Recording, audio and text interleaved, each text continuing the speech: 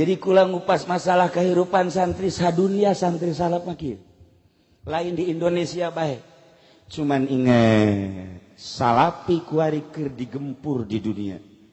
Sebab hiji-hijina pendidikan salaf, Islam ortodok, Islam torikoh, anu Amerika bener-bener nguntit ningali nu bergerak di Irak adalah salafi, nu kuari di Palestina adalah salafi, di Suriah adalah salafi, di berbagai negara nu kuat kamari ieu di Mekah Sayyid Maliki salafi, nu kuari dilanjutkan ku putrana salafi, di Mesir anu nentang ka Mursi dan lain sebagainya adalah salafi. Begitu ningali di Indonesia sangat kuat nu paling ditinggali ku Amerika Banten. Terus terang lain lalagaan saat ieu adalah Banten salafi. Maka lamun digempur santrina, digempur kiai jeung ustadna, bahaya cek Amerika, cilaka. Maka dipaksa Jokowi harus menang.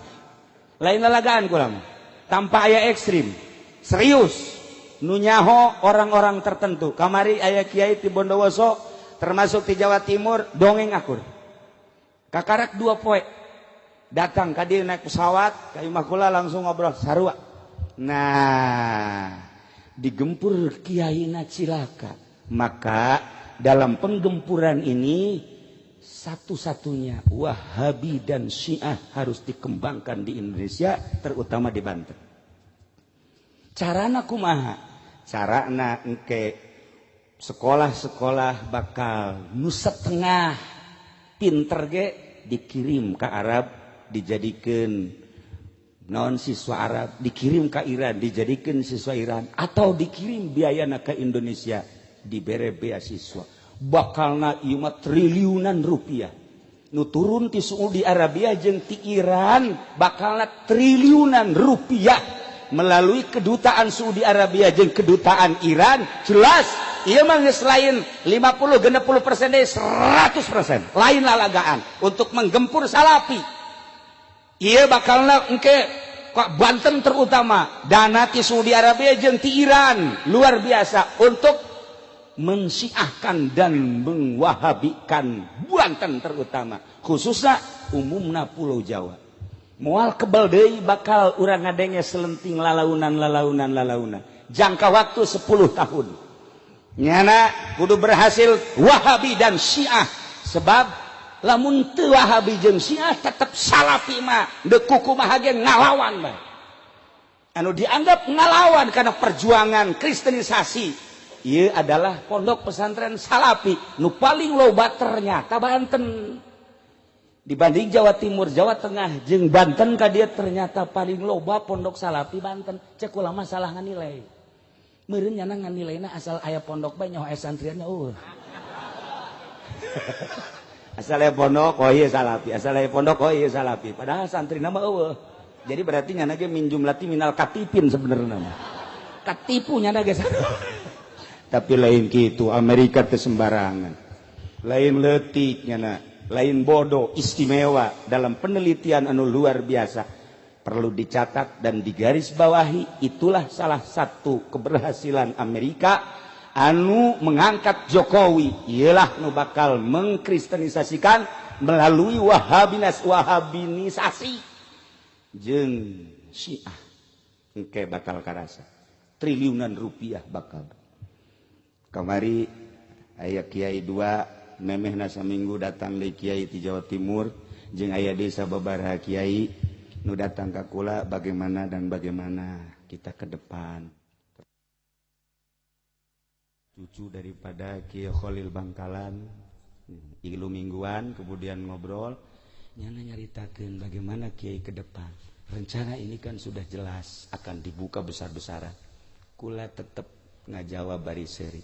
Tenang, cekul. Padahal hati mente. Tenang. Keur beuting eta saksina, ieu saksi. Tenang, cekul. Kenapa sih Pak Kiai tenang? Enggak usah takut. Kita punya sejarah.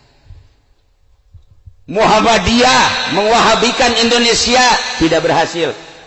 Persis untuk mewahabikan Indonesia ngan utek-utekan di Garut jeung di Bandung bae.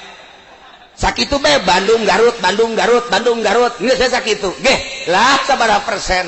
lumpat ka dieu aya Persis kuari di dia di Cisoka, aya Muhammadiyah di Cisoka, tetep bae moal bisa. Ieu tolak ukur teu bisa berkembang Muhammadiyah, menes kurang kumaha leuwih awal.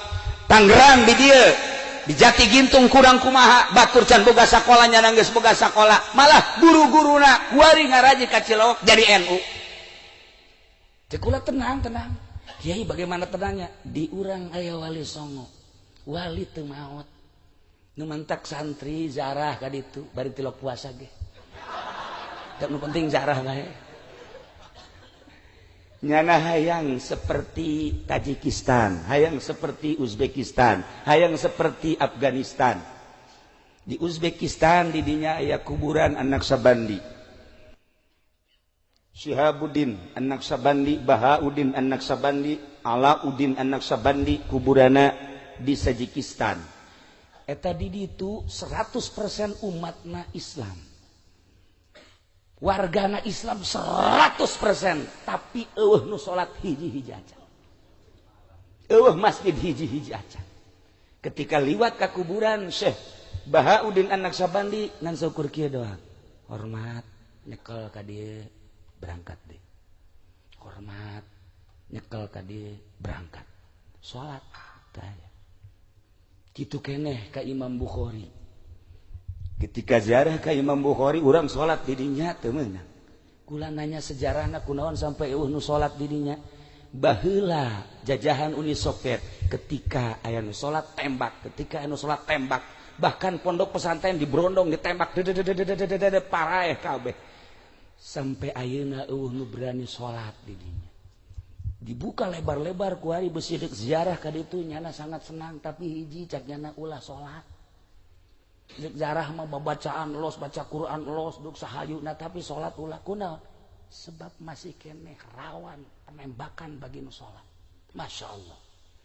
Ketika neuleuh di Indonesia, ya Allah dek sholat bae ge los. Di Indonesia mah aya nu teu eureun-eureun sholat bae, datang ka ieu na bararetus. Oh masalah di Indonesia mah. Ieu keistimewaan Indonesia nu mantak kamari datang tamu orang Palestina, nyana ka Indonesia. Kaimah kula kemudian ngobrol cak yana Indonesia mah surga. Deuk kumaha ge ya Allah ya Rabbi. Bulan ieu geus aya deui orang Palestina nu datang ka imah.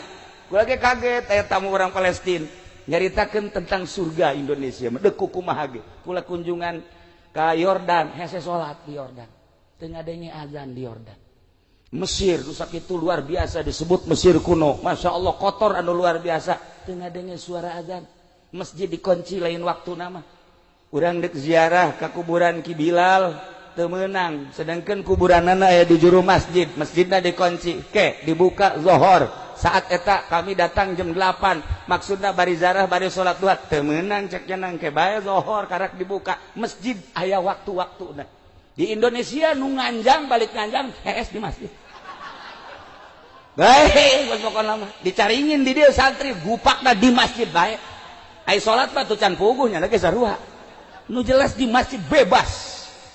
Nah iyalah para jamaah kaum muslimin wal muslimat rahimakumullah, satu perlu digarisbawahi bahwa serangan pertama ke Indonesia khususnya Pulau Jawa, khusus adalah Banten, ialah tentang Syiah jeung tentang Wahabi melalui Saudi Arabia jeung melalui Iran. Ulah kaget engke lamun Iran nyuguhkeun mubalig anu gratis, nyuguhkeun kori nu gratis, bahkan disumbang dan lain sebagainya, menyusup terus terutama melalui pendidikan formal heula selama 10 tahun melalui pendidikan SMA, kemudian ka ditu kuliah diharapkan 10 tahun geus manehanana ngabogaan kadar-kadar Syiah jeung kadar Wahabi anu memang etalah dicekel ku Amerika.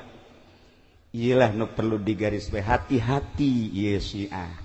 Tetapi kula tetap ngajawab, enggak usah bingung, di urang aya wali sanga. Wali tidak mati.